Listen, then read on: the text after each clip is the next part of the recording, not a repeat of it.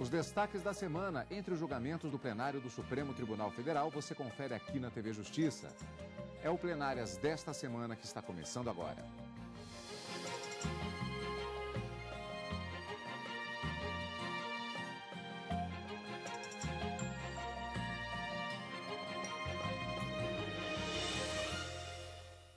Os destaques das sessões dos dias 7 e 8 de agosto de 2013. Karina, essencialmente podemos dizer que o grande destaque nesta semana, embora não tenha sido o único julgamento que aconteceu, foi uma ação penal que gerou uma série de consequências, inclusive do próprio ponto de vista da jurisprudência do Supremo Tribunal Federal. Houve uma modificação do entendimento que havia sido proferido no ano passado, quando do julgamento da ação penal 470, em razão dessa nova composição do Supremo Tribunal Federal. Uma atualização, então, uma reviravolta nessa jurisprudência que havia sido formada em torno do artigo 55 e a interpretação do artigo 55 da Constituição Federal. Uma discussão bastante até acalorada, já que os pontos de vista não foram tão coincidentes quanto à época. Não participou desse julgamento o ministro Luiz Fux, porque estava impedido, e havia uma certa urgência no julgamento desta ação penal, justamente porque, segundo o revisor, no despacho que proferiu quando do encaminhamento para a presidência para inclusão na pauta de julgamentos, havia uma sinalização de que, se não julgado rapidamente, poderia prescrever os crimes de fraude contra licitações e também a formação de quadrilha, dos quais os 9 acusados nessa ação penal haviam sido denunciados pelo Ministério Público. Lembrando que exatamente nas ações penais nós temos as figuras do relator e do ministro revisor. Vamos citar aqui a ação penal 470, que teve como relator a época o ministro Joaquim Barbosa, como revisor o ministro Ricardo Lewandowski. No caso desta ação, a ministra relatora, a ministra Carmen Lúcia, e o ministro revisor, o ministro Dias Toffoli. Isso é fundamental de se entender exatamente porque, vamos ver agora, vamos conferir, houve diferenças no acompanhamento e nos posicionamentos que balizaram os votos dos ministros. Mas vamos, portanto, fatiar a semana no plenário do Supremo Tribunal Federal. Os ministros começaram a julgar a ação penal contra o senador Ivo Cassol na sessão plenária da quarta-feira. Ele foi acusado de favorecer empresas em licitações quando prefeito de uma cidade no interior de Rondônia. Mas antes do início da sessão, o presidente do STF, ministro Joaquim Barbosa, divulgou dados referentes à repercussão geral em julgamentos realizados no primeiro semestre deste ano. Os números foram apresentados pelo presidente do Supremo Tribunal Federal. O ministro Joaquim Barbosa disse que no primeiro semestre deste ano, o Supremo julgou 29 processos com repercussão geral reconhecida.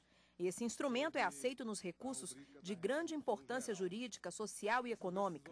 Resultado, a iniciativa do STF refletiu em mais de 65 mil casos analisados pelos tribunais de todo o país. No plenário virtual foram analisados 38 temas da repercussão geral. Dentre esses temas, chamo a atenção para o fato de que 19 já permitem a aplicação pelos tribunais de origem dos seus efeitos. São os casos de repercussão geral reconhecida com a aplicação da jurisprudência reafirmada da Corte e aqueles em que a repercussão geral foi recusada. Em seguida, a Corte começou a analisar a ação penal contra o atual senador Ivo Cassol, do PP de Rondônia. A história se refere à época em que ele foi prefeito de Rolim de Moura, no interior do estado. A relatora detalhou a denúncia feita pelo Ministério Público Federal, apresentada em 2004. De acordo com as investigações, Ivo Cassol teria liderado um esquema de fraude em licitações de 1998 a 2002.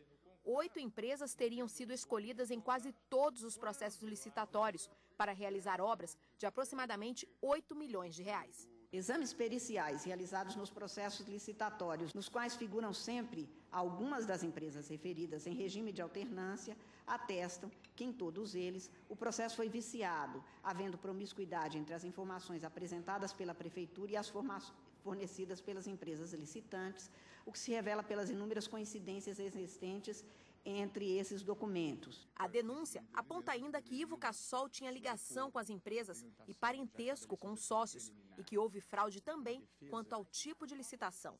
As licitações de obras e serviços de engenharia se deram quase que exclusivamente sob a modalidade convite.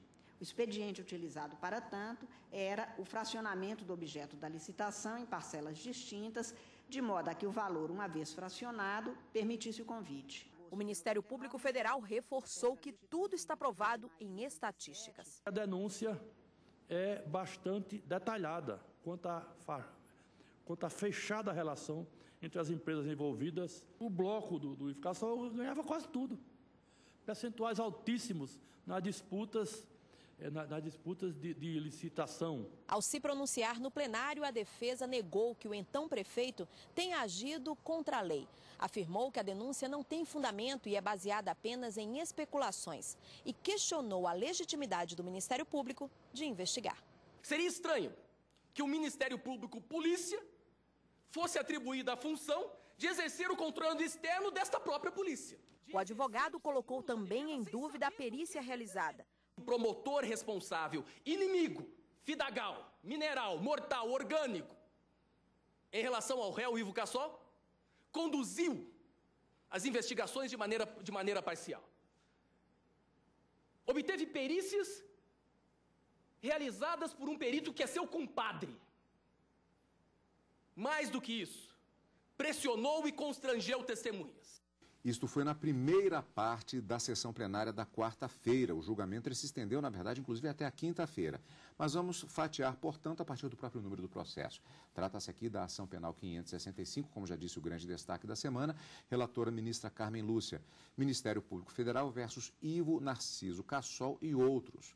Vamos, inclusive, repassar o nome de todos os componentes para um melhor entendimento dos votos apresentados pelos ministros. É uma ação penal que foi proposta originariamente no Superior Tribunal de Justiça contra Ivo Cassol, Aníbal de Jesus Rodrigues, Neilton Soares dos Santos, Idalino Mezono, Ivalino Mezono, Josué Crisóstomo, Ilva Mezono, Crisóstomo, Salomão da Silveira e Herodi Antônio Mate, pela alegada prática dos crimes previstos em 2 diplomas. No artigo 90 da Lei 8.666, de 93, que trata de licitações, aqui o crime seria fraudar o processo licitatório, e no artigo 288 do Código Penal, do caso formação de quadrilha. Com a diplomação do denunciado Ivo Cassol como senador da República, os autos foram encaminhados ao Supremo Tribunal Federal em 2011. Karina, 2 perguntas. Quando teriam ocorrido os fatos que levam à acusação e por que primeiro o processo estava no STJ?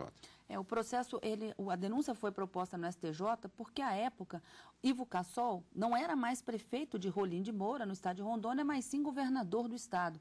E é o STJ, o Superior Tribunal de Justiça, o órgão competente para processar e julgar governadores. E por que o processo veio ao Supremo Tribunal Federal? Justamente, como você disse, porque ele foi diplomado senador da República e o foro competente, o juiz natural para processar e julgar senadores da República, parlamentares federais e outras pessoas, presidente da República, por exemplo, é o Supremo Tribunal Federal. Então, vem do STJ para o Supremo.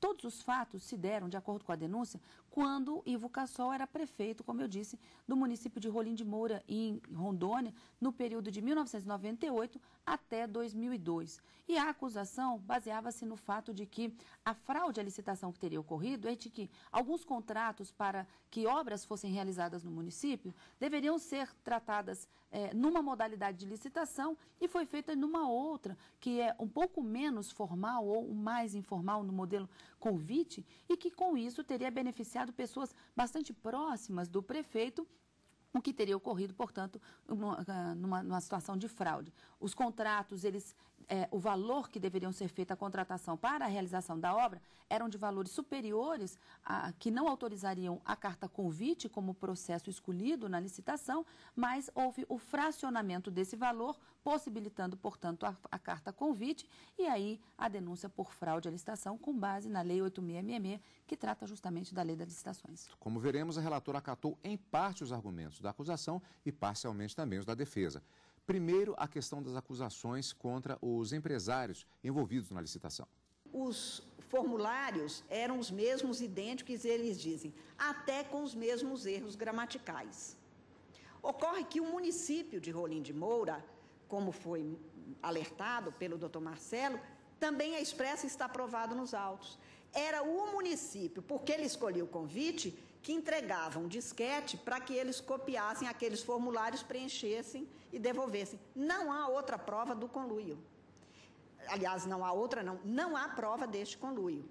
A descrição, a meu ver, parece certa, mas para a condenação eu preciso de prova de que eles soubessem de tudo isso. Tem mais. Vamos ao final do voto da relatora.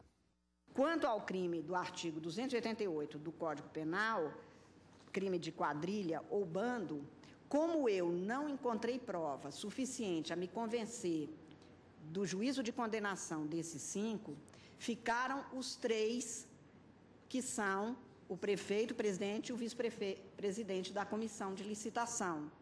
E, nos termos do artigo 288, este crime pressupõe mais de 3 pessoas. Então, independente de ter havido ou não um liame com estabilidade para a prática de crimes que tivesse sido formado, eu não tenho como impor qualquer condenação a todos, neste caso, a Ivo Cassol, Salomão da Silveira, Herodi Antônio Mate e os demais, com base na acusação do crime de quadrilha ou bando, porque, neste caso, fica ausente este dado, razão pela qual eu absolvo os acusados Ivo Narciso Cassol, Salomão da Silveira e Herodi Antônio Mate, com base no artigo 386-3 do Código de Processo Penal, e dos acusados Aníbal de Jesus Rodrigues, Neilton Soares dos Santos, Isalino Mesomo, Ivalino Mesomo, Josué Crisóstomo e Ilva Mesomo Crisóstomo, com base no artigo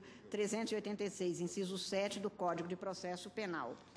E concluo, senhor presidente, no sentido de julgar parcialmente procedente a pretensão punitiva deduzida na denúncia, para condenar os acusados Ivo Narciso Cassol, Salomão da Silveira e Herodi Antônio Mate como incursos por 12 vezes nas penas do artigo 90 da Lei 8666 de 93, absolver em relação à imputação do artigo 90 da Lei 8666 93 os acusados Aníbal de Jesus Rodrigues, Neilton Soares dos Santos, Isalino Mesomo, Ivalino Mesomo, Josué Crisóstomo e Ilma Mesomo Crisóstomo, com base no artigo 386, inciso 7 do Código de Processo Penal, e absolver em relação à imputação do artigo 288 do Código Penal os réus Ivo Narciso Cassol, Salomão da Silveira e Herodi Antônio Mate, com base no artigo 386, inciso 3 do Código de Processo Penal, e os acusados 386, inciso 3 do Código de Processo Penal,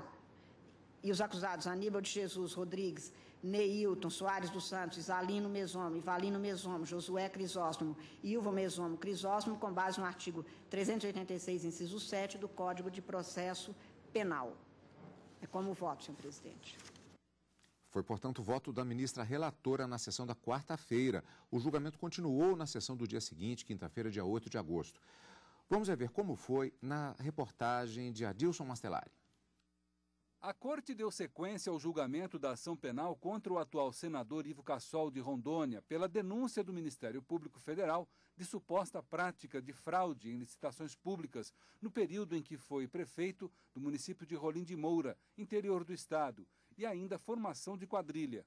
Além do ex-prefeito, foram acusados também os representantes de 8 empresas participantes das licitações. Para o ministro Dias Toffoli, todos os indícios são de que as empresas pertencem à família Cassol. Ivo Narciso Cassol é o centro de toda a fraude e o chefe da organização criminosa. As 5 principais empresas participantes do esquema, Pedra Lisa, Sul Terraplanagem, JK, Estrada e Construtel, foram constituídas e geridas por pessoas a ele ligadas intimamente, inclusive por laços de parentesco. Todos os indícios apontam no sentido de que tais empresas pertencem à família Cassol. Segundo a denúncia, as empresas foram escolhidas pela modalidade carta-convite, o que facilitaria o favorecimento da seleção nas licitações. O ministro Dias Toffoli lembrou que as empresas não possuíam nem os maquinários necessários para realizar as obras. Os ministros Dias Toffoli, Luiz Barroso, Marco Aurélio, Ricardo Lewandowski e o presidente Joaquim Barbosa também condenaram os parentes e amigos representantes das empresas licitantes pela fraude. O que a denúncia descreve, é o que aparentemente ocorreu, foi a prática de vários delitos dessa natureza, de concurso plurissubjetivo de agentes. E isso, por si só, não caracteriza a existência de quadrilha. Nesse ponto, eu acompanho o raciocínio do ministro Dias Toffoli, que é secundado também pela ministra relatora. Os ministros entenderam que não houve superfaturamento financeiro, mas que os réus tinham outros objetivos com as licitações fraudulentas, como impedir a competitividade. Houve, de fato, um conluio, a meu ver, entre membros da administração do município indigitado na exordial acusatória e empresas que participavam das licitações. O senador Ivo Cassol, o presidente e o vice-presidente da Comissão de Licitações de Rolim de Moura, foram condenados pelo crime de fraude em licitação. Todos os acusados foram absolvidos do crime de formação de quadrilha. Então, com isso, já adiantamos mais ou menos como é que foi o resultado, né? Mas é o resumo da sessão e vamos retomar a partir do momento em que houve a apresentação do voto do ministro revisor Dias Toffoli. Como anunciara na véspera, ele abriu divergência em parte do voto da relatora ministra Carmen Lúcia. O voto foi longo e embasado, da mesma forma que o da ministra relatora, mas para simplificar um pouco o nosso entendimento, hoje vamos direto ao ponto em que é feito um resumo exatamente das diferenças entre os dois votos no diálogo entre o revisor e o vice-presidente do STF, ministro Ricardo Lewandowski, que naquele momento presidia a sessão. Condena os empresários, administradores das empresas. A ministra Carmen Lúcia condenou apenas o prefeito e os membros da comissão de licitação e absolveu todos os empresários. E Vossa Excelência está... Eu condeno os empresários administradores.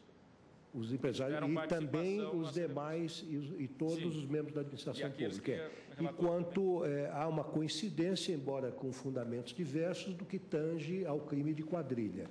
Quer dizer que ambos, o relator e o revisor, julgam improcedente a denúncia quanto ao crime de quadrilha por fundamentos distintos. Bom, Karina, qual foi o resultado ao final? Ao final, depois de muita discussão, acabaram condenando apenas o senador da República, Ivo Cassol, e o presidente e o vice-presidente da Comissão de Licitação por crime de fraude à licitação apenas. Para a formação de quadrilha, acabou prevalecendo o voto da ministra relatora, no sentido de que são necessários mais de 3 integrantes e, para ela, apenas os 3 estariam dentro daquele tipo penal. Mas como é um crime que necessita de uma pluralidade de pessoas, 3 não seria suficiente, e aí todos foram absolvidos. O ministro Joaquim Barbosa, salvo engano, ele condenava em relação à formação de quadrilha, mas acabou vencido também. Prevaleceu, nesse caso, o voto da ministra relatora, e aí nós tivemos 3 condenados apenas, como disse, o senador e o presidente e vice-presidente da comissão de licitação, que organizou tudo isso. Houve decisões pontuais em relação a diversos pontos do processo, e com relação à questão do mandato, houve uma mudança na jurisprudência, como você disse no início do programa de hoje, né, Karina? Exatamente. Os ministros, no julgamento da ação penal 470, que ocorreu no ano passado, eles entenderam que a perda do mandato, quando se tratasse de um crime, principalmente contra a administração pública, ou um crime grave, eles acabaram entendendo que haveria a decretação da perda do mandato pelo próprio Supremo Tribunal Federal, mas a necessidade de se encaminhar o ofício à casa respectiva, à casa legislativa respectiva, para proceder à declaração da perda do mandato. Na sessão plenária desta semana, os ministros, com mais 2 novos integrantes que não haviam participado daquele julgamento, entenderam, por uma maioria formada de 6-4, que, na verdade, a perda do mandato é assunto que deve ser tratado pelo Poder Legislativo e que, portanto, será encaminhado um ofício ao Senado Federal, comunicando da decisão do Supremo para que tome as providências cabíveis. E, bom, destaques das sessão plenária, das sessões da semana, portanto, quarta e quinta-feira, e temos mais um destaque também para toda a TV Justiça nesta semana. Nós estamos completando, a TV Justiça completa 11 anos. Ao longo deste tempo, as nossas equipes estiveram sempre presentes em grandes e importantes julgamentos para o país. Sistema de cotas, ficha limpa, precatórios são alguns dos exemplos. Antes de mais nada, o trabalho de nossas equipes, o nosso trabalho é de uma prestação de serviço para a população.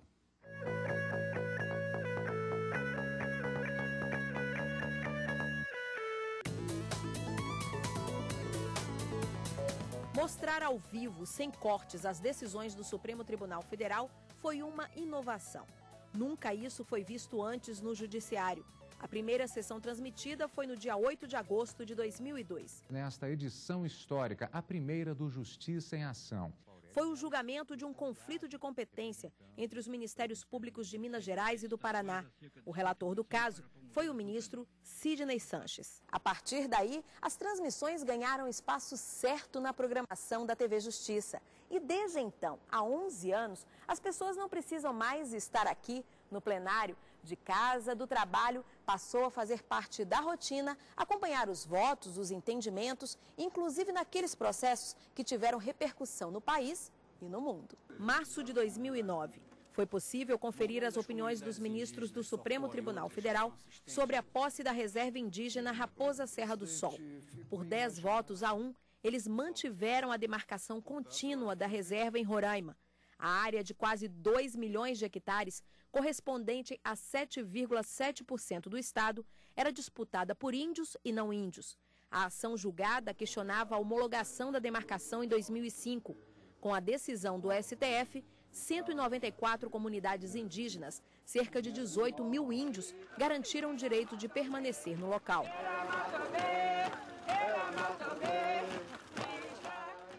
Fevereiro de 2012, a Lei da Ficha Limpa, resultado de uma ação de iniciativa popular, foi analisada pela Suprema Corte.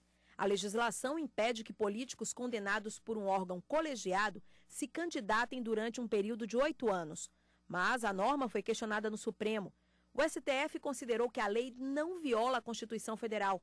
O entendimento foi também de manter a proibição de candidatura para os que renunciam ao cargo para escapar da cassação. Para implantar no país o que se poderia chamar de qualidade de vida política, pela melhor seleção, pela melhor escolha dos candidatos. 2 meses depois, a discussão transmitida ao vivo foi mais delicada. Interromper ou não a gestação quando o feto não tem cérebro? Seria isso uma prática criminosa? A Confederação Nacional dos Trabalhadores na Saúde levou a polêmica para o STF. O direito da mãe de decidir pelo aborto em casos como esse. Um julgamento acompanhado de perto, principalmente por especialistas, grupos religiosos, entidades da sociedade civil, mulheres que passaram pela experiência. A decisão foi por ampla maioria, 10 ministros favoráveis e 1 contrário à interrupção. No entanto, na época, eles fizeram questão de deixar claro: o Supremo não autorizou as práticas abortivas ou tornou isso uma regra em gravidez de feto anencéfalo. Apenas deu à gestante o direito de escolher. A gravidez de feto anencéfalo pode levar a intercorrências durante a gestação, colocando a saúde da mãe em risco num percentual maior do que na gestação normal. Também, em abril, o telespectador acompanhou o entendimento dos ministros sobre a política de cotas para garantir aos negros vagas nas universidades federais. O plenário do Supremo Tribunal Federal considerou que essas leis são constitucionais. Ao final do julgamento, o então presidente do STF, ministro Aires Brito, afirmou que se tratam de políticas que asseguram o tratamento sem distinção. O Brasil tem mais um motivo para se olhar no espelho da história e não corar de vergonha. Em agosto de 2012, foi possível acompanhar o julgamento da Ação Penal 470. Os ministros entenderam que houve distribuição de recursos públicos e privados para parlamentares da base aliada em troca de apoio. 25 dos 37 réus foram considerados culpados. Em março deste ano, um outro assunto permaneceu na pauta durante 4 sessões: precatórios. O STF determinou o seguinte: os estados e os municípios, quando tiverem esse tipo de dívida com o cidadão, não vão mais poder parcelar o débito. Em muitos casos, o pagamento era feito em até 15 anos. E ainda, o depósito deve ser feito no ano seguinte à decisão judicial que determinar o acerto. Isso serve para dizer que, em matéria de precatório no Brasil, quem sempre paga a conta é o credor. E esse é o acompanhamento da jurisprudência viva, ao vivo, direto do plenário. E a gente também revê sempre aqui as principais decisões da semana, justamente no nosso programa Plenárias. E já tem encontro marcado na próxima semana, né, Karina? Na próxima semana, na quarta e na quinta-feira ao vivo, com o direto do plenário, e no final de semana com Plenárias. Obrigado pela companhia. Aliás, obrigado pela companhia durante todos estes 11 anos da TV Justiça. E continue conosco aqui, é claro, na TV Justiça.